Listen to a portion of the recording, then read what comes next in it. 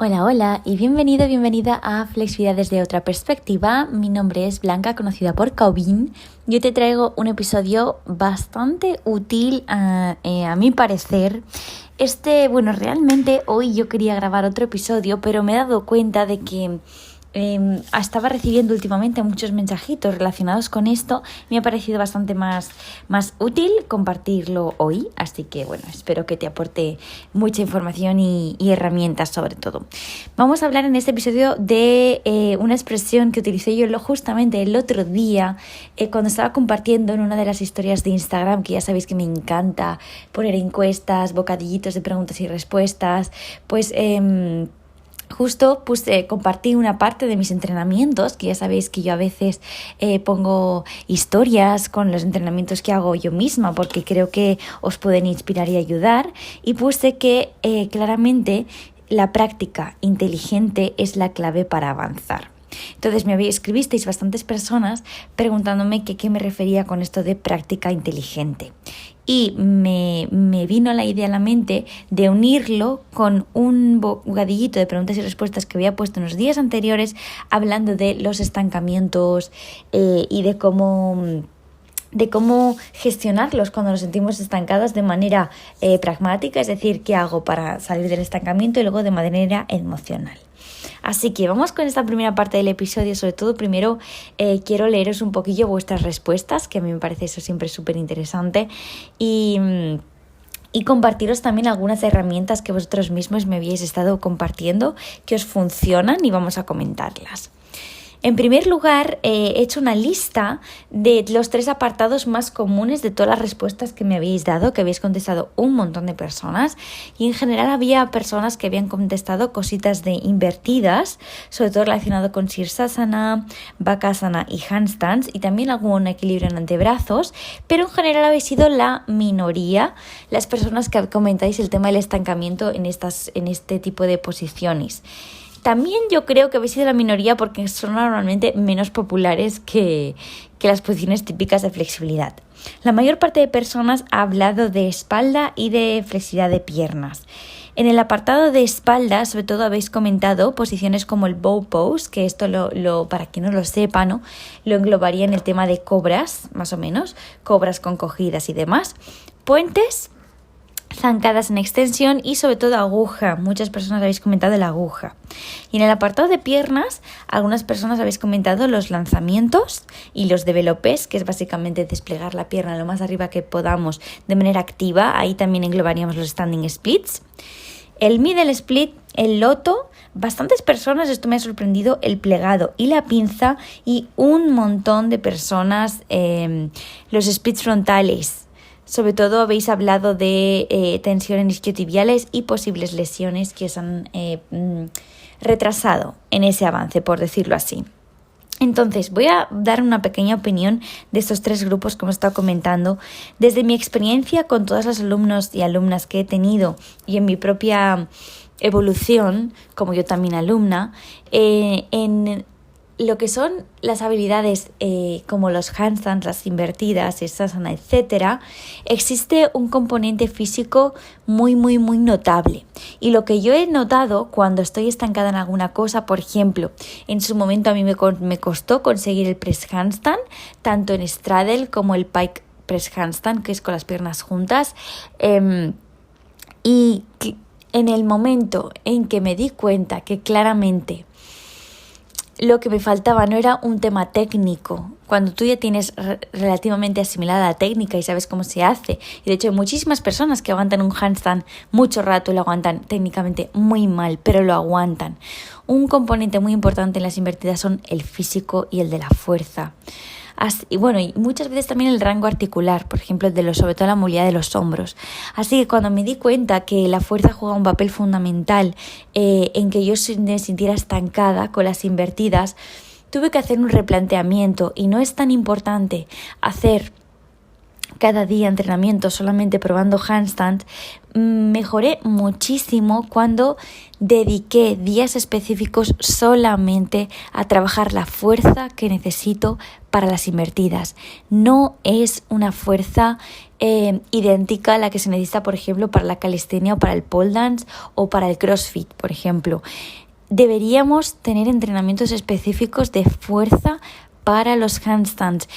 Esta fuerza engloba muñecas, dedos, antebrazos, hombros y abdomen, sobre todo esas zonas de nuestro cuerpo. La parte técnica es importante, pero realmente yo lo que me he dado cuenta es que cuanto más trabajo la fuerza con mis alumnas y conmigo misma, más mejoran también los handstands. Así que una de las claves para salir del estancamiento cuando nos encontramos en esta categoría es la fuerza. En cuanto a la categoría de la espalda, existen diferentes grupos de espalda. A mí me gusta, soy una persona a veces un poco demasiado mental y tengo esta parte científica de mi formación. Al final yo estudié neurociencia, entonces todo lo que sea categorizar y todas esas cosas, pues mentalmente es como que soy muy rápida. Y en la flexibilidad de espalda yo siempre hago como 2 grupos mentales, tanto las posiciones que son de cogidas estilo zancadas, cobras, y luego las demás que son puentes, chest stands, etc. Dentro de las de cogidas también tenemos la aguja, una de las que más me habéis comentado. La aguja es una habilidad muy compleja porque requiere no solo de flexibilidad de espalda, como podría ser un puente, que es más flexibilidad de espalda y fuerza. La aguja es técnica pura y dura, equilibrio y sobre todo trabajar muchísimo hombros y caderas y espalda media. Yo diría que sobre todo esos 3 puntos son los más importantes. Con caderas me refiero a flexores de caderas, y si tienes el split frontal, pues más fácil va a ser lograr tu aguja. Así que la aguja para mí es una de las posiciones, lo está comentando también con otras entrenadoras, más difíciles porque requiere de tantos puntos a tener en cuenta en nuestro cuerpo, no solo a nivel de que tienes que tener una muy buena apertura de hombros, sino también a nivel técnico de tienes que saber cómo hacer el agarre de tu tobillo, cuanto más baje la espinilla mejor.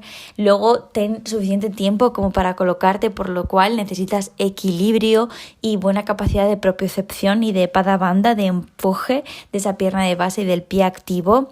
Son como muchos puntitos a tener en cuenta. Entonces, si en algún momento te sientes estancada, por ejemplo, en alguna de estas figuras que son cobras, cogidas, estancadas en extensión, aguja, yo te animaría que cuanto más mejores en los componentes aislados que forman en esa figura, más vas a avanzar. No es tanto repetir la aguja día a día, porque eso ayuda, por supuesto, para asimilar la técnica y el equilibrio, pero si tú no mejoras, por ejemplo, por separado el backbend split o la zancada en extensión o la movilidad de tus hombros, es poco probable que tu aguja mejore aunque la repitas cada día, si no trabajas de manera aislada en perfeccionar esas áreas de tu cuerpo que necesiten estar a tope para lograr una buena aguja. Y lo mismo va a pasar también con las cobras y las zancadas. Hay que seguir trabajando de manera aislada. Son ejercicios que a veces nos obsesionamos un poquito, ¿no? Y luego comentaré alguna herramienta que me habéis dicho.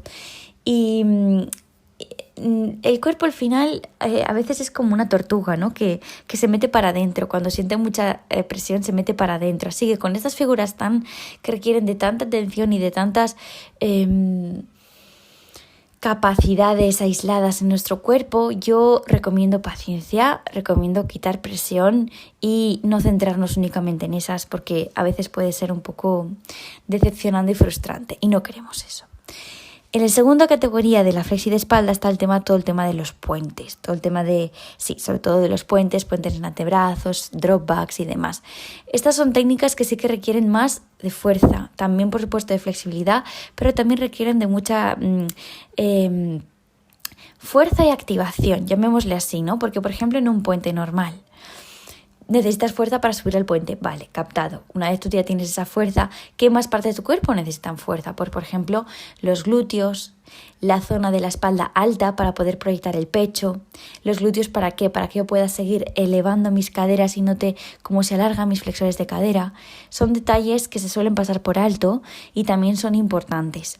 En cuanto a la evolución de los puentes y este tipo de progresiones, yo siempre os animaría a que no hagáis siempre la misma. Es muy normal que si siempre hacéis el mismo puente, imaginaos sin bloques o siempre con los bloques a la misma altura, es normal que no mejoremos. Así que yo os animaría siempre a probar regresiones y progresiones, colocar los bloques de manera diferente, proyectar el pecho en la pared y otras veces hacerlo solamente libre, buscar ir lo más cerquita que podamos con las manos en los pies, mantenerlo 20 segundos en vez de 10, probar a hacer 8 balanceos en vez de 5. Existen muchísimas variaciones que podemos hacer para mejorar esas figuras y sobre todo la percepción de mejora que tenemos con ellas.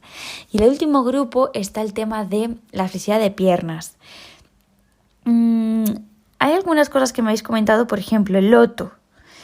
Loto requiere de muchísima movilidad y rotación externa de cadera y suele ser una de las cosas que normalmente la gente pasa por alto. Solo intenta lotos, solo intenta progresiones del loto, aunque no sea un loto completo, por ejemplo, un indio cogiéndome la rodilla y no sé qué, pero realmente os va a valer muchísimo más la pena si trabajáis la fuerza de vuestra rotación externa de cadera, es decir, abductores, y relajación de piramidal y de esos mismos abductores que hemos estado trabajando. Tengo 2 vídeos en mi canal de YouTube, uno que trabaja en la fuerza de abductores y el otro trabaja en maximizar la rotación externa, que os va a ayudar mucho. Recuerdo que no es normal sentir dolor de rodilla cuando hacemos el loto, así que si lo sentimos, claramente es que tenemos que seguir trabajando la rotación externa de cadera. Hay una pequeña probabilidad de que haya personas que nunca puedan desarrollar la suficiente rotación externa para lograr posiciones como el loto, pero es un porcentaje súper pequeñito de la población. No te resignes ni te autoconvenzas de que tú eres esa persona si antes no has hecho todo lo posible. Así que ya podemos trabajar esa fuerza de abductores y rotación externa activa de cadera. Te animo a que cotilles esas 2 clases que tengo en mi canal de YouTube. Tú pones Calvin, rotación externa y te aparecerá, seguro. Fantástico. Otra posición, plegados y pinzas. No es solo flexibilidad isquiotibiales. Hay 2 factores, 3 importantes que tenemos que tener en cuenta. El primero no es la salud de nuestro nervio ciático, porque posiblemente muchísima tensión que tengamos en esas posiciones vienen del nervio ciático. Luego, también trabajar nuestra cadena posterior en su totalidad, a veces tensión que podemos tener en el cuello y en la espalda, también se manifiestan en posiciones que alargan esa cadena posterior como la pinza, así que necesitas trabajar esa cadena posterior en su totalidad. Y por último, la capacidad activa de flexión de cadera. Hay que trabajar la fuerza de los flexores de cadera y la fuerza de tu abdomen. Todo lo que son abdominales de compresión, capacidad activa de flexionar tú mismo la cadera. No simplemente te resignes a hacer pinzas y plegados en el suelo y redondear la espalda. Existen muchísimas maneras de trabajarlo. Puedes trabajarlo también de pie, de manera activa, con las manos en unos bloques, jugar con el gato vaca. Por ejemplo, sentado y haces de manera activa, voy y vuelvo, elevaciones. Yo lo que te animaría, si vas un poquito perdido con esto de la flexibilidad activa y otras progresiones, es también lo mismo. En mi canal de YouTube tú pones flexibilidad isquiotibiales Calvin y tengo un par de clases que son específicas de eso, donde trabajamos pinzas y plegados. Creo que te pueden ayudar mucho porque no solamente son ejercicios de quedarme ahí, muchos son activos también de movilización de mi nervio ciático y de activación del abdomen, así que yo creo que te pueden ayudar muchísimo. Fantástico. Continuamos, madre mía, la lista esta, que cada vez se me ocurren más cosas que compartir con vosotros. Vamos a por el middle. En cuanto al middle, es un poquito parecido a lo que he comentado de la rotación externa. El middle requiere que trabajemos relajación de piramidal y de esos músculos tensos que muchas veces tenemos en nuestras caderas, o sea que esa clase de rotación externa te ayudará porque trabajamos mucho el piramidal. También la fuerza de tu glúteo medio, capacidad de hacer esa abducción de caderas, de abrirlas, y luego yo te animo a que pruebes tanto middle en rotación interna. Bueno, hay muchas personas que habláis que le decís al middle frontal, para que nos entendamos todos, es ese split en el que abro mis piernas y yo trato de abrirlas al máximo de manera 180 y yo miro hacia el frente. No tengo una pierna delante de la otra, sino están abiertas de manera lateral a mi ladito. Hay dos maneras de abordar el middle y es en rotación externa y en rotación interna. También existen diferentes tipos de middle, tumbado en el suelo, de pie, etcétera, pero esos son un poquito los más comunes. Lo primero de todo es que tienes que tener en cuenta cómo tiene que estar colocada tu cadera, si el middle es en rotación externa o en rotación interna. Tengo pensado hacer algún vídeo de YouTube hablando un poquito de nuevo de esto porque algunos conceptos no han quedado muy claros, aunque he hecho bastantes clases por Twitch teóricas de esto. Así que hay que trabajarlo tanto en rotación externa como en rotación interna. Has de tener claro cómo se coloca la cadera en uno y en el otro. Y muchísima paciencia. Si ves que no mejoras en esto, te va a ayudar también trabajar lo que son las cogidas y los standing splits. Son ejercicios que hacen muchísima transferencia al middle split. Así que yo creo que también te puede ayudar a trabajar en ellos. El middle es una de esas figuras que yo recomiendo también trabajar de manera aislada. Puedes trabajar la capacidad de rotación externa que tienes, trabajar la flexibilidad de tus aductores, pero no siempre intentar la figura. Trabajar de manera aislada en diferentes partes de tus piernas e incluso espalda baja te va a ayudar a mejorarlo. Y por último vamos a ver por el split frontal. Algunas personas me habéis comentado que os sentís estancadas desde que tuvisteis una lesión o es que aún os estáis recuperando y por eso no lo mejoráis. Mi consejo más importante en este momento es que primero tenemos que recuperarnos de una lesión antes de avanzar en cualquier posición, pero no significa que no nos podamos mover, ya lo sabes. Si esa posición te molesta, pues empieza a trabajar en otras cosas que no te molesten y ya lo retomarás sin prisa. Puedes incluso enfocarte en alguna de esas componentes aislados que es importante trabajar para mejorar esa figura. Por ejemplo, en el front, si te ha hecho daño en los isquiotibiales, pues sigue trabajando flexores, porque cuando vuelvas a intentar el front, cuanto tus flexores más laxos y trabajaditos estén, más fácil será para ti. Y luego, en cuanto al split frontal, al igual que las otras figuras, de diferentes maneras de abordarlo, de manera activa, de manera dinámica, de manera, por ejemplo, con diferentes tipos de respiración, con otros métodos como facilitación neuromuscular, etcétera. Yo te animaría a que no descartaras, sobre todo investigaras de dónde viene la tensión. Voy a hacer un pequeño paréntesis aquí porque luego voy a hablar de un poquito el método que a mí más me ayuda cuando tengo este tipo de estancamientos. Así que guárdalo en stand-by, el tema de cómo mejorar en el front, y luego te pondré un ejemplo práctico. Y simplemente antes de hablar de esas herramientas y de lo que significa práctica inteligente para salir del estancamiento, os voy a decir algunas cositas que me habéis compartido vosotros. Me habéis compartido, por ejemplo, que cuanto menos presión tenéis, mejor, que a veces os presionáis en exceso y eso no os ayuda. Otras que dejar el objetivo que tenéis durante un tiempo, descansar de ese objetivo y luego retomarlo cuando como un poquito con la cabecita más despejada os ha ayudado mucho. Comparto 100%, yo eso lo hago muchísimas veces, sobre todo lo suelo hacer con las figuras de espalda que me bloqueen de alguna manera o que no se sientan bien. Alguna vez me ha pasado que hay alguna figura que no me sentía a gusto, por ejemplo si me cargaba espalda baja, lo que he hecho es yo seguir trabajando en otras cosas, seguir mejorando mis flexores, mi espalda alta, la fuerza de mi espalda baja, la flexibilidad de mi espalda baja, pero sin repetir esa figura. Y al cabo, por ejemplo, de un mes sin hacer esa figura, la repito y se siente mucho mejor. Así que el tema de hacer un paréntesis suele ayudar bastante. Y luego alguna cosa que me ha parecido muy curiosa, pero que me apetecía compartir, que también me habéis comentado, es el tema de que a veces empezáis demasiado fuerte y os quemáis y no hay rutina que os dure más de 2 semanas. Para eso os recuerdo que tenéis en el canal de YouTube unos calendarios de 3 niveles, principiante, intermedio y avanzado, que los actualizo cada 3 meses, justo esta semana los he actualizado, así que espero que os gusten, que están diseñados para que podáis llegar a un orden sacándoos presión mental de si estoy haciendo demasiado o demasiado poco. Y simplemente seáis constantes con esa fuerza de voluntad que tengáis, pero que no tenéis que pensar en qué clase hago y tal, sino que yo ya he hecho un planning que creo que es bastante efectivo para las personas que sigan el calendario. Y eso puede evitar seguir una guía, un plan un poquito más claro, puede evitar el tema del fenómeno empiezo demasiado fuerte y me quemo. Creo que eso os puede ayudar bastante. Súper. Así que vamos allá con... Bueno, ahora ha sido sobre todo he hecho una mezcla de vuestras respuestas con mis recomendaciones a esas respuestas. Ahora voy a hacer un poquito... Os voy a comentar un método que utilizo conmigo misma, que me ha ayudado mucho, al que he llamado práctica inteligente. De hecho, es gracioso porque ese nombre me vino haciendo una de las clases con uno de mis alumnos que llevo ya bastante tiempo, que todo el mundo lo conoce en Instagram cuando comparto historias suyas. Empezamos juntos hace 1 año y pico y la verdad es que ha sido brutal la mejora que ha tenido, sobre todo porque hemos llevado una planificación inteligente con él y sobre todo porque en las clases le hago hacer lo que más le cuesta. A eso se centra sobre todo la práctica inteligente, a hacer sobre todo lo que más te cuesta, lo más difícil.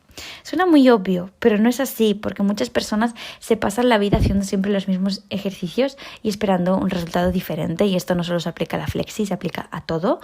Y para mí la manera más inteligente de trabajar es ir a eso que quizás está bloqueado, acortado, demasiado tenso, poner el foco ahí durante un tiempo y ver si funciona.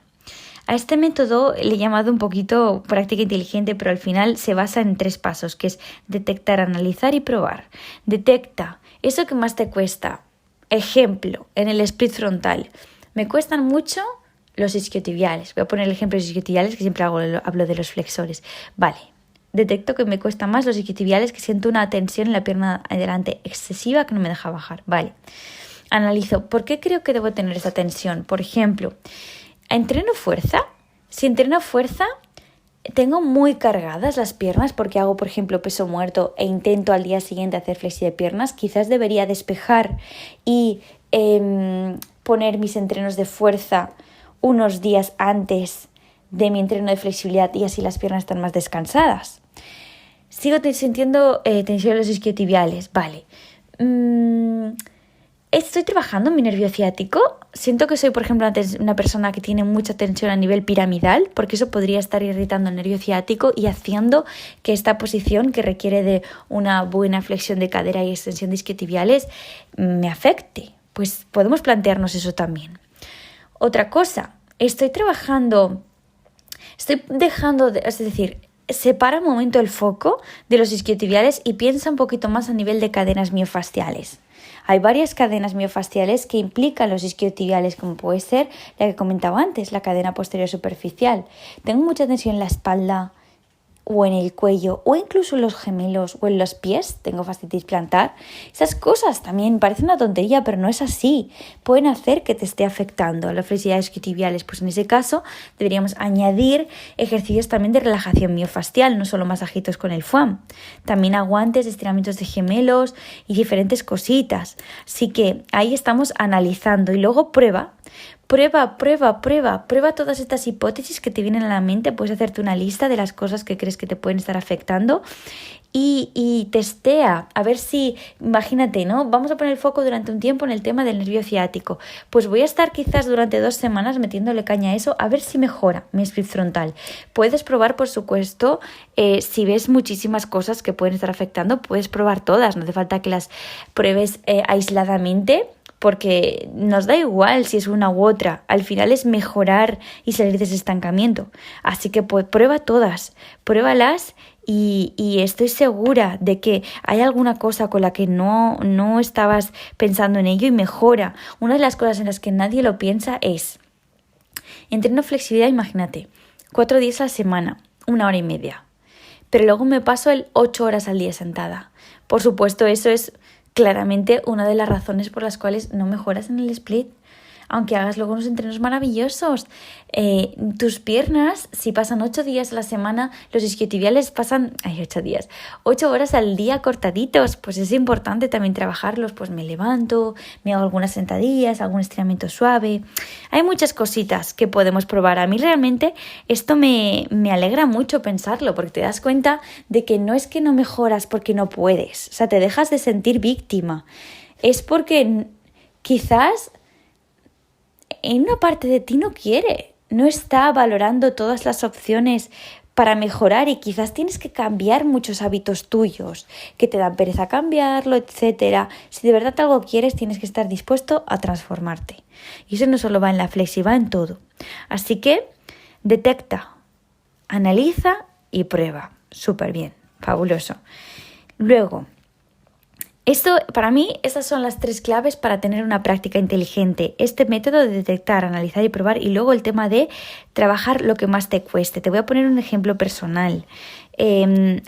Sobre todo en contorsión, que es lo que estoy yo ahora más centrada. Bueno, realmente, luego te pongo el ejemplo que hay de piernas también. A mí me cuesta mucho mantener mis caderas neutras. No tengo excesiva rotación externa de cadera, pero sí que suelo tener mucha tensión en abductores, por lo tanto los rotadores externos, como están tensos, constantemente me están rotando hacia afuera las caderas, y sobre todo lo noto mucho cuando entreno flexibilidad de espalda. En posiciones, por ejemplo, en las invertidas de contorsión me encantan y noto que se me abren muchísimo las caderas, y en las agujas también me pasan. Y las zancadas también, en todo. Si yo no me pongo muy estricta con el tema de rotación externa, ¿qué me sucede? Que tengo un pinzamiento en la lumbar justo en un punto muy detectado que yo me conozco. Entonces yo sé cuando estoy rotando externamente la espalda, la cadera, porque me duele la espalda. Y no es tensión de qué bien se está abriendo el pecho. No es esa tensión.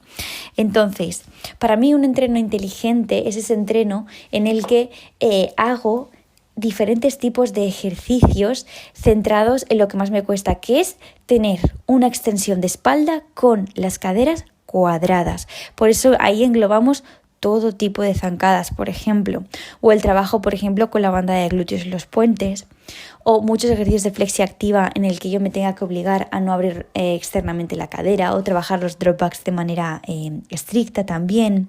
Para mí eso es una práctica inteligente, el meter progresiones, regresiones, ejercicios que se centren en eso que más te cuesta, ser muy estricto con esto. Vas a ver que luego, a la que te vuelves un poquito más laxo con alguna cosa y dices, mira, hoy voy a hacer una aguja, voy a aguantarla un poquito para que no me molesta, con la cadera abierta, vas a ver que la pierna te va hasta el infinito y más allá. Lo que pasa es que eso no es recomendable probarlo. Pero si tú has mantenido una práctica inteligente, vas a seguir avanzando porque estás haciendo las cosas bien, y sobre todo te estás enfocando en lo que más te cuesta, te estás enfocando en eso que te frena a seguir avanzando. Otro ejemplo con el split frontal. A raíz de la lesión que tuve, yo siempre había tenido diferencia entre la derecha y la izquierda, pero hace unos 8 o 9 meses me hice daño dando una clase y tuve que dejar durante como unos 7 meses de hacer casi prácticamente flexibilidad de piernas, por miedo sobre todo, y por mucha molestia. Me sentaba encima de un cojín, o sea, para que lo imagines. Y después de hacer la rehabilitación y todo el tratamiento que hice, retomé la flexibilidad de piernas. Tuve que hacer un buen trabajo mental de sacarme el miedo que tenía, sobre todo porque siendo entrenadora no te puedes permitir, o sea, te puedes permitir hacerte daño, ¿no? Pero te sientes muy mal a nivel emocional de estar enseñando cosas y no poder, por ejemplo, marcarlas bien. Y incluso envidia, ¿no? De ver que alumnos tuyos les estás haciendo ejercicios que a ti te gustaban mucho y ya no los puedes hacer. Entonces, a nivel emocional me trabajé un montón y poco a poco fui retomándolo. Y me di cuenta de que había partes de mis isquiotibiales, que fue ahí la lesión, bueno, realmente no fue ahí, pero más o menos en la zona, que estaban súper tensas, como podrían ser los gemelos, y también tenía muy tensa la espalda, por lo que a nivel miofascial mi cadena posterior estaba muy tensa y y estaba ejerciendo muchísima tensión en el punto de dolor que yo tenía, sí seguía manteniendo mis gemelos así de tensos y la espalda también. Así que uno de mis enfoques fue relajación a tope a nivel miofacial.